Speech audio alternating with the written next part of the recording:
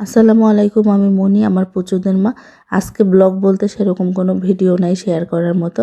তো আসেন কিছু বকবক করি। সেটা হচ্ছে আমাদের বাড়িটা অনেক পুরনো। আমার আব্বু তো আগে রংপুরে চাকরি করতো, তারপরে ট্রান্সফার হয়ে এখানে আসে। আসার পরে হচ্ছে তাড়াহুড়ো করে কোনো রকমে বাড়িটা ভেতরটা করে হচ্ছে রং করে বাসায় ফার্নিচারগুলো উঠায়। যদিও বাড়িতে কেউ থাকতো না, আব্বু যেখানে মানে পোস্টিং সেখানেই আব্বু আম্মু আমার বোন থাকতো। কিন্তু তারপরেও বাড়িতে এসে মাঝে মধ্যে থাকা লাগতো, এই জন্য দ্রুত কাজ করা। তো দ্রুত হচ্ছে প্লাস্টার করে রং করার পরে হচ্ছে ওই ওয়ালটা ঝুরঝুরে হয়ে যায়, মানে ওই প্লাস্টারটা মানে কেমন যেন একটু হয়ে যায়। তো 4-5 বছর আগেও আরেকবার রিনোভেশন করা হয়, ফ্লোরে পুরো টাইলস করে তারপর হচ্ছে প্লাস্টার আবার নতুন করে করে লাক্সারি পেইন্ট করার পরেও দেখি যে এরকম ওয়াল ঝুরঝুরে পড়ে যায়।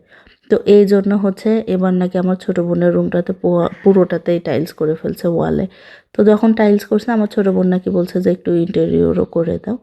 তো এই জন্যই নাকি তার রুমটা খুব সুন্দর করে সাজাই ফেলছে।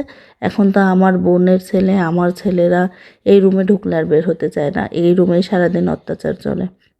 তো এই ছিল ব্লগ। কেমন লাগলো অবশ্যই কমেন্ট করে জানাবেন। ভালো থাকবেন সবাই, আল্লাহ হাফেজ।